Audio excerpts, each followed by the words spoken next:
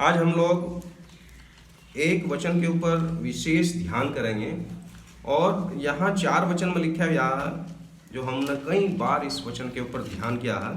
यहाँ लिखा है, तो फिर मनुष्य क्या है कि तू उसका स्मरण रखे, और आदमी क्या है कि तू उसकी सुधि ले। आज मैं सुबह मुझे सूचना मिली तो एक जवान लड़का जो कल तक ठीक था और वो अचानक चल बसा। फिर मैं सोच रहा था कि इंसान क्या है। एक छोटा सा बैक्टीरिया, एक छोटा सा वायरस जो हम अपनी आंखों से देख भी नहीं पाते, इतना छोटा है, और दुनिया का कोई कितना भी बड़ा शूरवीर क्यों ना हो, कितना धनवान और कितना ही टैलेंटेड आदमी क्यों ना हो, आज उस वायरस से डरा गया। इस बात से पता लगता है कि मनुष्य क्या है, और बाइबल बताती है कि मनुष्य क्या है। बाइबल में उसके जवाब लिखे हुए। मनुष्य क्या है? उत्पत्ति 3 अध्याय के अंदर लिखा गया कि तू मिट्टी है और मिट्टी में ही मिल जाएगा। तो नंबर 1 मनुष्य क्या है? वो मिट्टी है। देखो पढ़ लेंगे हम प्रभु का वचन, उत्पत्ति और उसका 3 अध्याय। देखो इंसान क्या है। 3 अध्याय, उत्पत्ति 3 अध्याय और 19 वचन का आखिरी हिस्सा। वहां ऐसा लिखा गया है, और अंत में मिट्टी में मिल जाएगा, क्योंकि तू उसी में से निकाला गया है। तू मिट्टी तो है और मिट्टी में ही फिर मिल जाएगा।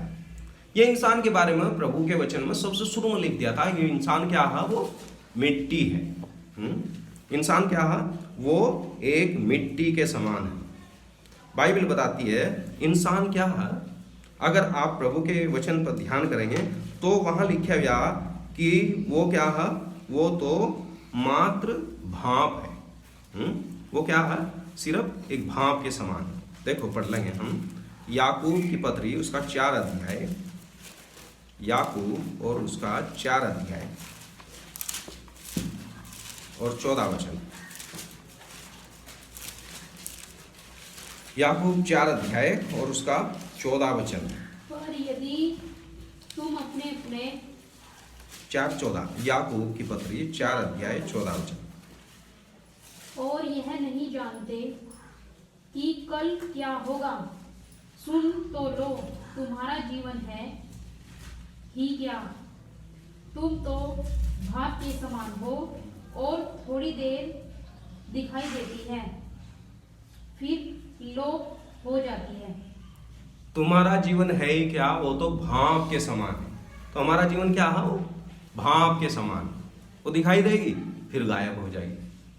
मनुष्य क्या है? यही अगर आप याकूब की पत्री में देखेंगे तो वो घास के फूल के समान। पढ़े 1 अध्याय और यहाँ लिखा गया 10 और 11 वचन। और धनवान अपनी नीच दशा पर, क्योंकि वह घास के फूल की तरह जाता रहेगा, क्योंकि सूर्य उदय होते ही कड़ी धूप पड़ती है और घास को सुखा देती है, और उसका फूल झड़ जाता है और उसकी शोभा जाती रहती है। तो मनुष्य क्या है? वो घास के फूल के समान। देखो ये जो यहाँ लिख रखा है ना कि मनुष्य क्या है कि तू उसकी सुधि ले, ये बाइबल में 2 जगह कोट किया गया। भजन 144 में भी है। देखो भजन 144 पढ़ेंगे हम। भजन उसका 144। प्रभु के दास दाऊद क्यों इस पुस्तक में क्यों इसे दोबारा लिखने की जरूरत पड़ी? क्योंकि वो इंसान के बारे में विशेष कुछ बताना चाहता। और यहाँ लिखा गया 144, भजन 144 उसका 3 और 4 वचन। भजन 144 उसका 3 और 4 वचन। मनुष्य क्या है कि तू उसकी सुधि लेता है, या आदमी क्या है कि तू उसकी कुछ चिंता करता है। मनुष्य तो श्वास के समान है। क्या लिख रखा? मनुष्य क्या ही समान है? श्वास के समान है। प्रभु की स्तुति हो। इंसान जो वो कुछ नहीं है।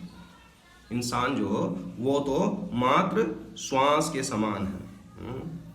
और बाइबल बताती है, अगर आप अय्यूब के अंदर इस बात को देखते हैं तो अय्यूब में कई जगह इस बारे में लिखा गया। देखो हम अय्यूब में पढ़ेंगे 7 अध्याय। अय्यूब इस बात को बहुत ज़्यादा खोल कर बोलता है कि इंसान क्या है। क्योंकि अय्यूब बहुत करीबी से उसने अपनी जिंदगी और मौत के अनुभव को और अपने दुखों के अनुभव को लिखा। तो हम अय्यूब के अनुभव हम पढ़ेंगे। अय्यूब उसका 7 अध्याय और उसका 7 वचन। अय्यूब 7 का 7 वचन, उसका पहला हिस्सा। याद कर कि मेरा जीवन वायु ही है। मनुष्य का जीवन क्या है? वो हवा, वायु। अब आप इसका देखो 7 अध्याय और उसका 16 और 17 वचन। अय्यूब 7 अध्याय 16 और 17 वचन। यहाँ लिखा है, मुझे अपने जीवन से घृणा आती है, मैं सर्वदा जीवित रहना नहीं चाहता, मेरा जीवन सांस सा है, इसलिए मुझे छोड़ दे। 17 वचन में, मनुष्य क्या है कि तू उसे महत्व दे और अपना मन उस पर लगाए। वो कह रहा तो श्वास है। देखो एक जगह और क्या कह रहा, 8 अध्याय और उसका 9 वचन। देखो क्या कह रहा अय्यूब उसका 8 का 9, क्योंकि हम तो कल ही के हैं और कुछ नहीं जानते, और पृथ्वी पर हमारे दिन छाया के समान बीतते जाते हैं। हमारा समय क्या है? जैसे छाया, अभी थोड़ी आओगी, फिर थोड़ी आओगी और थोड़ी छाया के समान। 25 अध्याय में देखो अय्यूब क्या कहता, 25 अध्याय 6 वचन। अय्यूब उसका 25 अध्याय और उसका 6 वचन। अय्यूब उसका 25 अध्याय और उसका 6 वचन। देखो यहाँ क्या कह रहा वो, फिर मनुष्य क्या है, फिर मनुष्य की क्या गिनती जो कीड़ा है, और आदमी कहाँ रहा जो केंचुआ है। यहाँ तो बिल्कुल ही बता दिया अय्यूब ने कि इंसान जो वो कीड़े के समान, कोई औकात नहीं है उसकी। प्रभु की स्तुति हो। बाइबल बताती है मनुष्य क्या है? मनुष्य एक पापी है।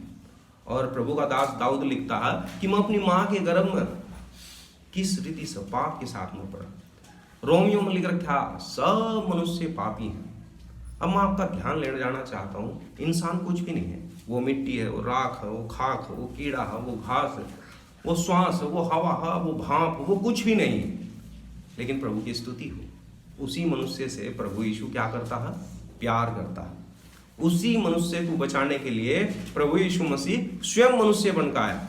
और बाइबल में लिख रखा कि उसने मनुष्य का रूप लिया, दास का रूप धारण कर लिया, मनुष्य की समानता में आ गया, वो शून्य हो गया। प्रभु की स्तुति हो। आपको और मुझे बचाने के लिए प्रभु इंसान बना। अब आप कहोगे कि इंसान बनने की क्या जरूरत थी प्रभु यीशु को? मैं आपको बता देना चाहता हूं कि अगर सपोज करो एक कीड़े को कुछ तकलीफ हो, तो क्या उस कीड़े की तकलीफ को कोई आदमी समझ सकता? नहीं समझ सकता। अगर एक चींटी को कोई तकलीफ हो तो उस चींटी के दर्द को कोई नहीं समझ सकता। कब समझ सकते हैं? अगर स्वयं हम चींटी बन जाएं, और जब हम चींटी बन जाएंगे तब हम उसकी बात को समझ सकेंगे। मेरे भाई बहनों, बाइबल बताती है प्रभु यीशु वो मनुष्य से बहुत प्यार करता है। मनुष्य कुछ भी नहीं है, वो कुछ भी नहीं है। लेकिन मैं आपको बताऊं, परमेश्वर की नज़र में मनुष्य सबसे बढ़कर है, सबसे बढ़कर है। और बाइबल बताती है कि सारी सृष्टि एक साइड में रख दो और मनुष्य की कीमत एक साइड में रख दो, इतना कीमती है। बाइबल में लिख रखा कि मनुष्य सारे जगत को प्राप्त कर ले और अपने प्राण की हानि उठाए तो उसे क्या लाभ? अर्थात सारा कुछ मनुष्य के प्राण के बराबर नहीं। इतना महत्व प्रभु यीशु ने आपको और मुझे दिया और हमारे लिए अपनी जान दे दी। आज हमारे पास वक्त है, हम अपने प्रभु की आराधना करें, हम अपने जीवन के बारे में देखें। हम कुछ भी नहीं है। मैं आपको बताऊं, एक छोटे से वायरस ने, जिसे कोविड-19 बोलते हैं, उस छोटे से वायरस ने इंसान को चैलेंज कर दिया। कितना धनवान क्यों ना, आ जाओ मेरे सामने। कितना ताकतवर क्यों ना हो, आ जाओ मेरे सामने। कितना खूबसूरत क्यों ना हो, आ जाओ मेरे सामने। और इंसान ने घुटने टिका दिए। इंसान वास्तव में कुछ नहीं है। लेकिन एक साइड देखो तो प्रभु यीशु ने आपकी कीमत कितनी लगाई। उसने अपनी जान दे दी, अपना खून बहाया।